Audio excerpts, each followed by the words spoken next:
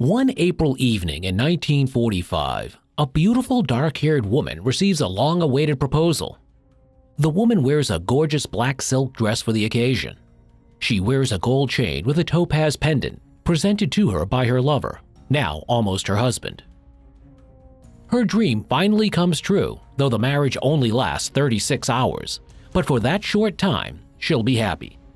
At this time, she remembers the girl she once was when she met her destiny. A tall, thin man with a mustache enters the photo studio. The girl serving as the photographer's assistant freezes.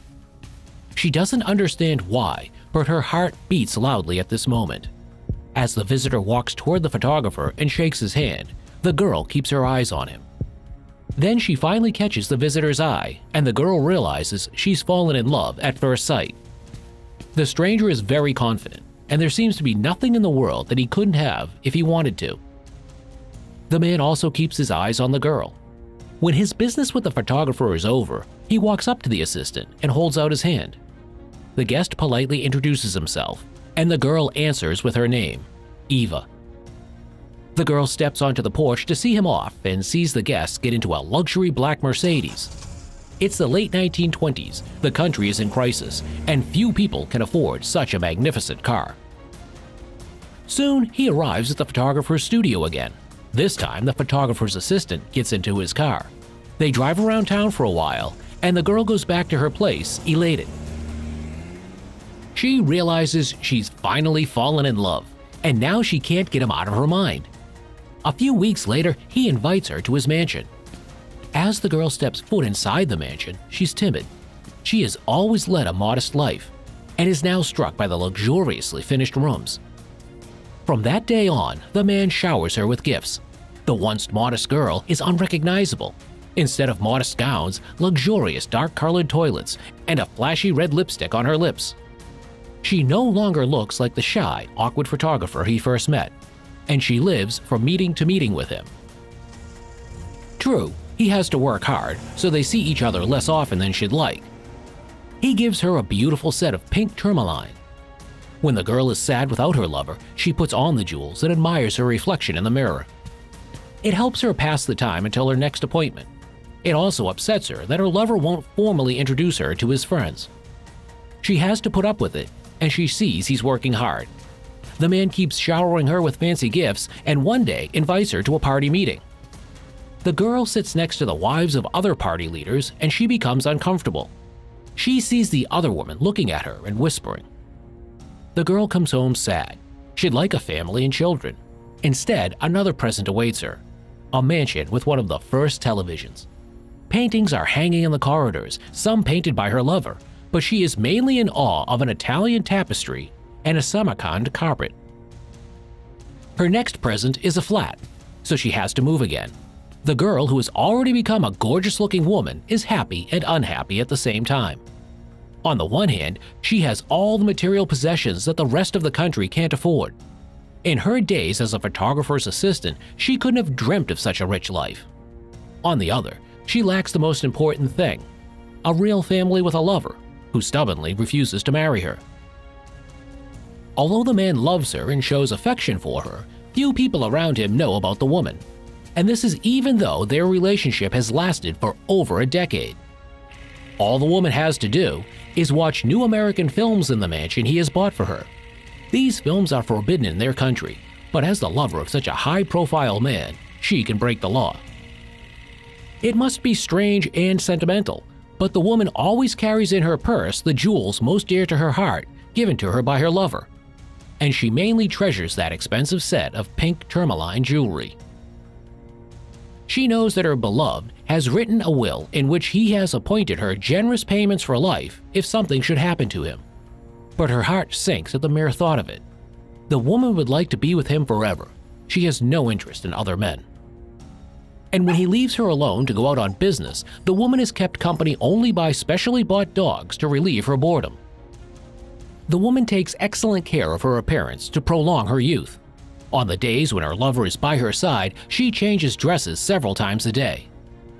One day, he gives her a platinum watch, but the woman's heart sinks sadly at the sight of the inscription. All the best to you. 6 February 1939. The gift seems too cold and formal. Is this the sort of thing one gives to a woman who loves her dearly? Nevertheless, the woman believes that one day things will change. Maybe the little yacht he gave her is just the stepping stone to that change. The man himself owns 21 boats, and the one he gave her isn't the most luxurious. But now they set sail together and can spend romantic evenings alone. Lately, the lover has been more engaged in political affairs than usual, and such moments are less and less frequent. Things change on an April evening in 1945 when the girl, whose real name is Eva Braun, commits suicide with her lover, Adolf Hitler. They know that Soviet soldiers will reach them and choose to leave voluntarily. Eva takes potassium cyanide, and Hitler shoots himself. However, a British historian believes Hitler and his wife survived.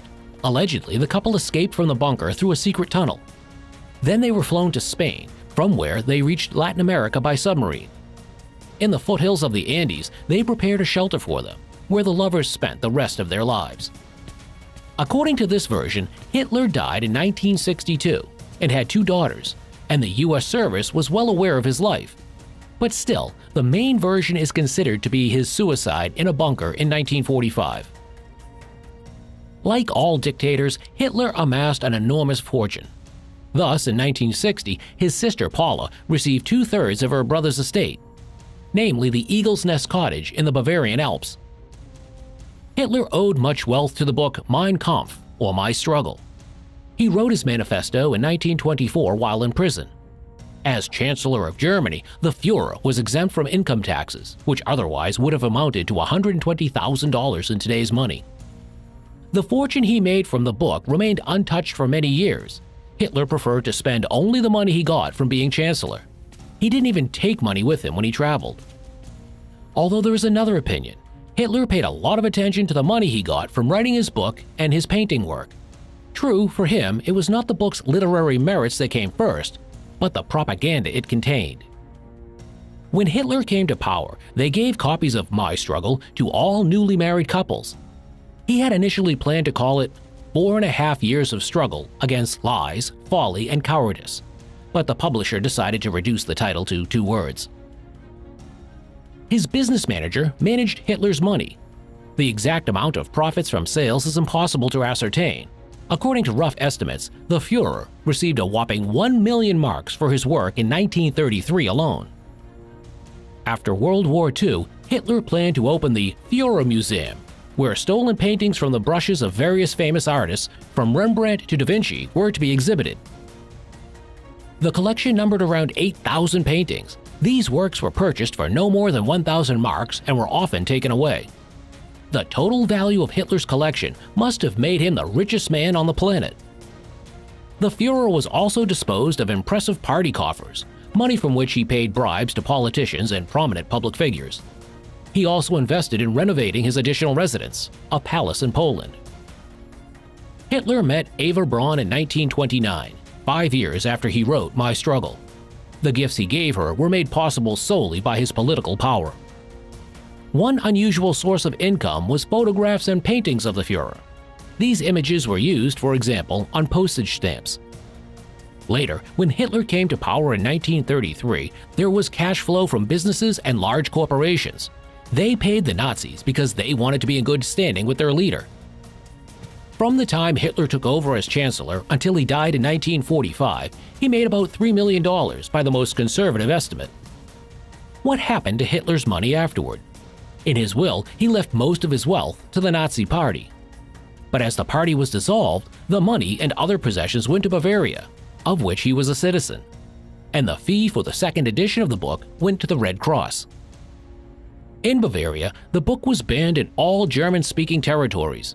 According to the law, the copyright expired on the 70th anniversary of Hitler's death, that is, in 2015, and since then, any publisher can publish Mein Kampf. In 2016, demand for the book's first edition increased dramatically and exceeded the print run by almost 4 times. In the same year, the book went to press for the first time since Hitler's death. And in the following year, 2017, the 6th edition came out. True, the dictator's heirs will not receive a penny from the sales. What do you think? Did wealth bring Hitler happiness, or was he rather indifferent to money? How would you have spent the royalties from the book yourself? Share your opinions in the comments, and don't forget to give us a like if you enjoyed the video and subscribe to our channel.